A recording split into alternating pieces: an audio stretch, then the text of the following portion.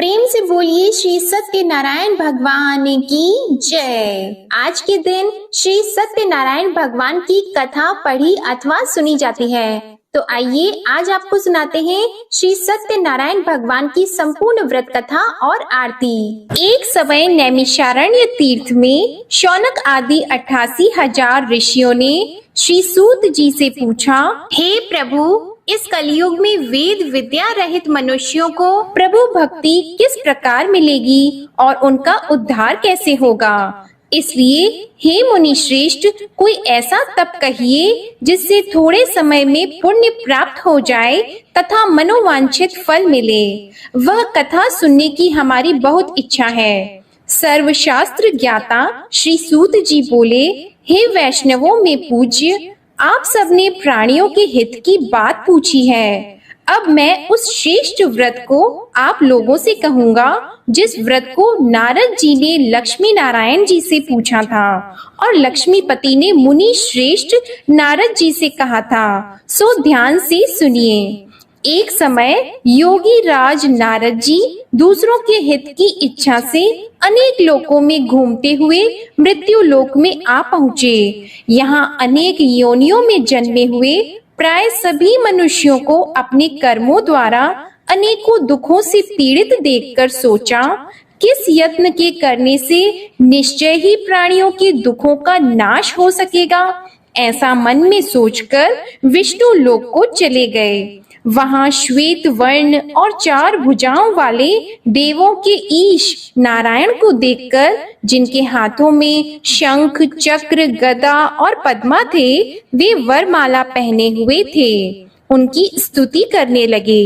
हे भगवान, आप अत्यंत शक्ति से संपन्न हैं। मन तथा वाणी भी आपको नहीं पा सकती। आपका आदि मध्य अंत नहीं है। निर्गुण स्वरूप सृष्टि के आदि भूति व भक्तों के दुखों को नष्ट करने वाले हो। आपको मेरा नमस्कार है। नारद जी से इस प्रकार की स्तुति सुनकर विष्णु भगवान बोले, हे मुनि श्रेष्ठ, आपके मन में क्या है? आपका किस काम के लिए आगमन हुआ है? निःसंकोच होकर कहिए। तब नारद मुनि बोले, मृत्यु लोक में सब मनुष्य जो अनेक योनियों में पैदा हुए हैं, अपने अपने कर्मों के द्वारा अनेक प्रकार के दुखों से दुखी हो रहे हैं। हे नाथ, मुझ पर दया रखते हो तो बताइए कि उन मनुष्यों के सब दुख थोड़े से ही प्रयत्न से कैसे दूर हो सकते हैं। हे नारद, मनुष्यों की भलाई के लिए तुमने बहुत अच्छी बात पूछी है। जिस काम के करने से मनुष्य मोह से छूट जाता है, वह मैं कहता हूँ, सुनो। बहुत पुण्य देने वाला स्वर्ग तथा मृत्यु लोक दोनों में दुर्लभ एक उत्तम व्रत है। आज मैं प्रेम वश होकर तुमसे कहता हूँ। सत्यनारायण का यह व्रत अच्छी तरह विधि पूर्वक करने से मनुष्य आयु पर्यंत यहाँ सुख भोग कर मरने पर मोक्ष को प्राप्त होता है। श्री भगवान के वचन सुनकर नारद मुनि बोले कि उस व्रत का फल क्या है, क्या उस व्रत का विधान है और किसने यह व्रत किया है और किस दिन यह व्रत करना चाहिए, विस्तार से कहिए। भगवान श्री विष्णु बोले, दुख शोक आदि को दूर करने वाला, धन धान्य को बढ़ाने वाला, सौभाग्य तथा संतान को देने वाला यह व्रत सब स्थानों पर विजयी करने वाला है। भक्ति और श्रद्धा के साथ किसी भी दिन मनुष्य श्री सत्यनारायण की शाम के समय ब्राह्मणों और बंधुओं के साथ धर्म परायण होकर पूजा करे। भक्ति भाव से नैवेद्य, केले का फल, घी, दूध और गेहूं का चूर्ण सवाया ले। गेहूं के अभाव में साठी का चूर्ण, शक्कर और गुड़ ले और सब भक्षण योग्य पदार्थ जमा करा के भगवान के अर्पण कर दें तथा बंधुओं सहित ब्राह्मणों को भोजन कराएं। इसके पश्चात स्वयं भी भोजन करें। नृत्य गीत आदि का आचरण करके भगवान सत्यनारायण का स्मरण करते हुए समय व्यतीत करे। इस तरह व्रत करने पर मनुष्यों की सभी इच्छा निश्चय ही पूरी होती है। विशेषकर कली काल में भूमि पर यही मोक्ष का सरल उपाय है। इसके प्रसंग में सूत जी बोले, हे ऋषियों, जिसने पहले समय में इस व्रत को किया है उसका इतिहास कहता हूँ, ध्यान से सुनो। सुंदर काशीपुरी नगरी में एक अत्यंत निर्धन ब्राह्मण रहता था। वह भूख और प्यास से बेचैन हुआ नित्य पृथ्वी पर घूमता था। ब्राह्मणों से प्रेम करने वाले भगवान ने ब्राह्मण को दुखी देखकर बूढ़े ब्राह्मण का रूप धर के उसके पास जाकर आदर के साथ पूछा, हे विप्र, नित्य दुखी हुआ पृथ्वी पर क्यों घूमते हो? हे श्रेष्ठ ब्राह्मण, यह सब मुझसे कहो, मैं सुनना चाहता हूँ। ब्राह्मण बोला, मैं निर्धन ब्राह्मण हूँ, भिक्षा के लिए पृथ्वी पर फिरता हूँ। हे भगवान, यदि आप इसका उपाय जानते हो तो कृपा करके कहो। वृद्ध ब्राह्मण बोला कि सत्य नारायण भगवान मनवांछित फल देने वाले हैं, इसलिए हे ब्राह्मण, तू उनका पूजन कर, जिसके करने से मनुष्य सब दुखों से मुक्त होता है। ब्राह्मण को व्रत का सारा विधान बताकर बूढ़े ब्राह्मण का रूप धारण करने वाले सत्यनारायण भगवान अंतर्ध्यान हो गए। जिस व्रत को वृद्ध ब्राह्मण ने बताया है, मैं उसको करूँगा, यह निश्चय करने पर उसे रात में नींद भी नहीं आई। वह सवेरे उठकर सत्यनारायण के व्रत का निश्चय करके भिक्षा के लिए चला गया। उस दिन उसको भिक्षा में बहुत धन मिला, जिससे बंधु बांधवों के साथ उसने सत्यनारायण जी का व्रत किया। इसके करने से वह ब्राह्मण सब दुखों से छूटकर अनेक प्रकार की संपत्तियों से युक्त हो गया। उस समय से वह ब्राह्मण हर मास व्रत करने लगा। इस तरह सत्यनारायण भगवान के व्रत को जो करेगा वह सब पापों से छूटकर मोक्ष को प्राप्त होगा। आगे जो पृथ्वी पर सत्यनारायण का व्रत करेगा वह मनुष्य सब दुखों से छूट जाएगा। सूत जी ऋषियों से बोले कि इस तरह नारद जी ने नारायण का कहा हुआ यह व्रत मैंने तुमसे कहा। हे विप्रो, मैं अब और क्या कहूँ? तब ऋषि बोले, हे मुनीश्वर, संसार में इस ब्राह्मण से सुनकर किस किसने इस व्रत को किया, हम वह सब भी सुनना चाहते हैं। इसके लिए हमारे मन में बहुत श्रद्धा है। सूत जी बोले, हे मुनियों, जिसने इस व्रत को किया है वह सब सुनो। एक समय एक ब्राह्मण धन और ऐश्वर्य के अनुसार बंधु बांधवों के साथ व्रत करने को तैयार हुआ। उसी समय एक लकड़ी बेचने वाला बूढ़ा आदमी आया और बाहर लकड़ियों को रखकर ब्राह्मण के मकान में गया। प्यास से दुखी लकड़हारा उनको व्रत करते देखकर ब्राह्मण को नमस्कार करके कहने लगा कि आप यह क्या कर रहे हैं और इसके करने से क्या फल मिलता है, कृपा करके मुझसे कहिए। ब्राह्मण ने कहा, सब मनोकामनाओं को पूरा करने वाला यह सत्यनारायण भगवान का व्रत है। इसकी ही कृपा से मेरे यहाँ धन धान्य आदि की वृद्धि हुई है। ब्राह्मण से इस व्रत के बारे में जानकर लकड़हारा बहुत प्रसन्न हुआ।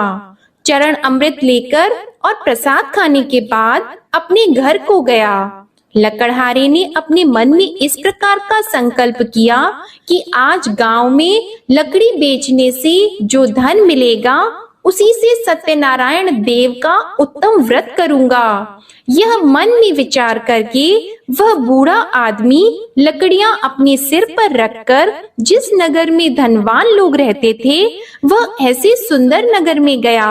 उस दिन वहां पर उसे उन लकड़ियों का दाम पहले दिनों से चौगुना मिला। तब वह बूढ़ा लकड़हारा दाम लेकर और अति प्रसन्न होकर पक्के केले की फली, शक्कर, घी, दूध, दही और गेहूं का चूर्ण इत्यादि सत्यनारायण भगवान के व्रत की कुल सामग्रियों को लेकर अपने घर गया। फिर उसने अपने भाइयों को बुलाकर विधि के साथ भगवान जी का पूजन और व्रत किया। उस व्रत के प्रभाव से वह बूढ़ा लकड़हारा धन पुत्र आदि से युक्त हुआ और संसार के समस्त सुख भोग कर वैकुंठ को चला गया। श्री सूत जी बोलते हैं कि हे श्रेष्ठ मुनियों, अब आगे की कथा कहता हूँ, सुनो। पहले समय में उल्का मुख नाम का एक बुद्धिमान राजा था। वह सत्य वक्ता और जितेंद्रिय था। प्रतिदिन देव स्थानों पर जाता तथा गरीबों को धन देकर उनके कष्ट दूर करता था। उसकी पत्नी कमल के समान मुख वाली और सती साध्वी थी। भद्रशीला नदी के तट पर उन दोनों ने श्री सत्यनारायण भगवान का व्रत किया। उस समय में वहां एक साधु वैश्य आया। उसके पास व्यापार के लिए बहुत सा धन था। वह नाव को किनारे पर ठहराकर राजा के पास आ गया और राजा को व्रत करते हुए देखकर विनय के साथ पूछने लगा, हे राजन, भक्ति युक्त चित्त से यह आप क्या कर रहे हैं? मेरी सुनने की इच्छा है, सो आप यह मुझे बताइए। राजा बोला, हे साधु, अपने बांधवों के साथ पुत्र आदि की प्राप्ति के लिए महाशक्तिवान सत्यनारायण भगवान का व्रत व पूजन किया जा रहा है। राजा के वचन सुनकर साधु आदर से बोला, हे राजन, मुझसे इसका सब विधान कहो। मैं भी आपके कथन अनुसार इस व्रत को करूंगा। मेरे भी कोई संतान नहीं है और इससे निश्चय ही हो जाएगी। राजा से सब विधान सुनकर व्यापार से निवृत्त हो वह आनंद के साथ घर गया। साधु ने अपनी स्त्री से संतान देने वाले उस व्रत का समाचार सुनाया और कहा कि जब मेरे संतान होगी तब मैं इस व्रत को करूंगा। साधु ने ऐसे वचन अपनी स्त्री लीलावती से कहे। एक दिन उसकी स्त्री लीलावती पति के साथ आनंदित होकर सांसारिक धर्म में प्रवृत्त होकर सत्यनारायण भगवान की कृपा से गर्भवती हो गई तथा 10वें महीने में उसके एक सुंदर कन्या का जन्म हुआ। दिनों दिन वह इस तरह बढ़ने लगी जैसे शुक्ल पक्ष का चंद्रमा बढ़ता है। कन्या का नाम कलावती रखा गया।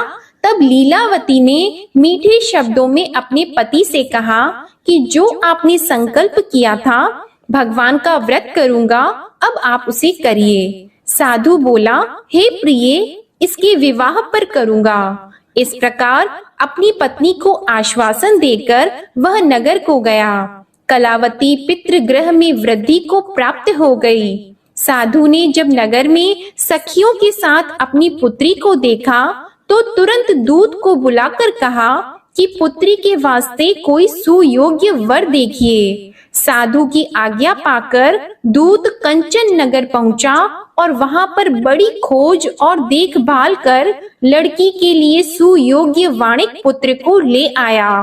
उस सुयोग्य लड़के को देखकर साधु ने अपने बंधु बांधवों सहित प्रसन्न चित्त अपनी पुत्री का विवाह उसके साथ कर दिया। किंतु दुर्भाग्य से विवाह के समय भी उस व्रत को करना भूल गया। तब श्री भगवान क्रोधित हो गए और श्राप दिया कि तुम्हें दारुण दुख प्राप्त होगा। अपने कार्य में कुशल साधु बनिया जमाता सहित समुद्र स्थित रत्नपुर नगर में गया और वहां दोनों ससुर जमाई चंद्रकेतु राजा के उस नगर में व्यापार करने लगे। एक रोज भगवान सत्यनारायण की माया से प्रेरित कोई चोर राजा का धन चुराकर भागा जा रहा था, किंतु राजा के दूतों को आता देखकर चोर ने घबराकर भागते हुए राजा के धन को वहीं चुपचाप रख दिया जहां वो ससुर जमाई ठहरे हुए थे।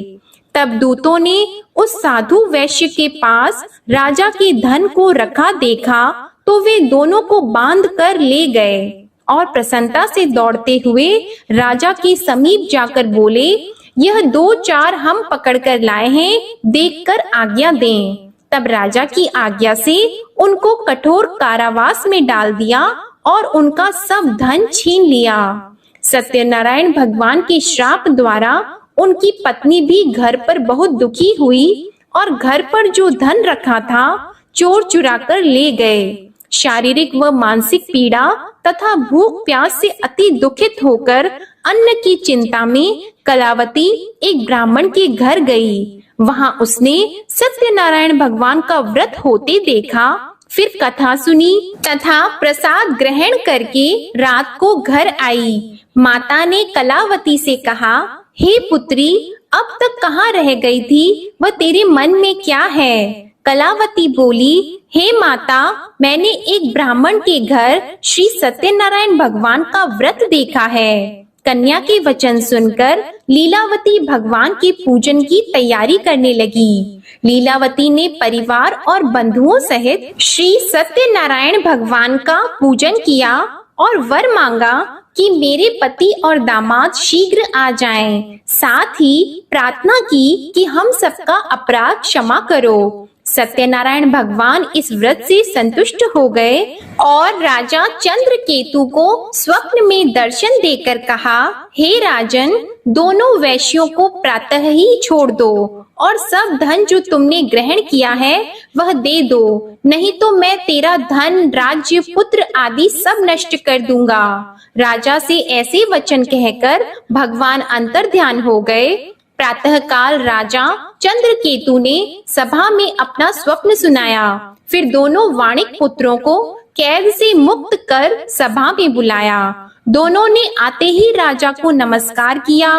राजा मीठे वचनों से बोले, हे महानुभावों, भावी वर्ष ऐसा कठिन दुख प्राप्त हुआ है, अब तुम्हें कोई भय नहीं। ऐसा कहकर राजा ने उनको नए नए वस्त्र आभूषण पहनाए तथा उनका जितना धन लिया था उससे दुगुना धन देकर आदर सहित विदा कर दिया।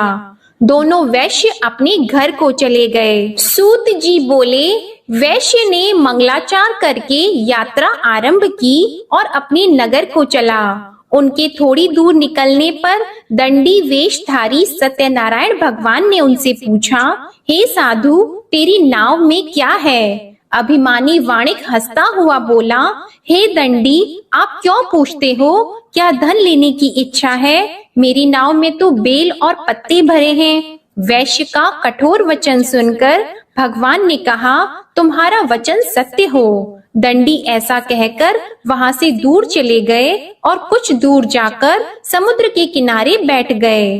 दंडी के जाने पर वैश्य ने नित्य क्रिया करने के बाद नाव को ऊंची उठी देखकर अचंभा किया और नाव में बेल पत्ते आदि देखकर मूर्छित होकर जमीन पर गिर पड़ा।